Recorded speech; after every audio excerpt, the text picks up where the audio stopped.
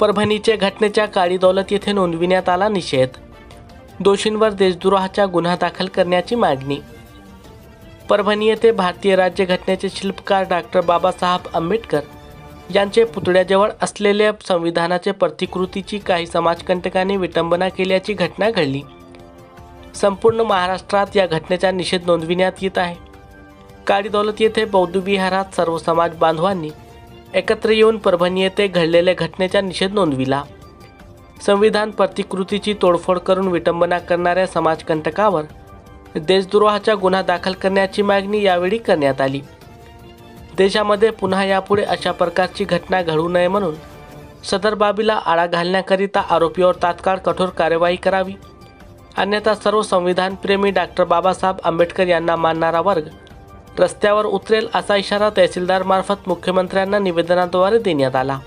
यावेळी तहसीलदाराच्या वतीने मंडळाधिकारी गोविंद ठाकरे यांनी निवेदन स्वीकारले.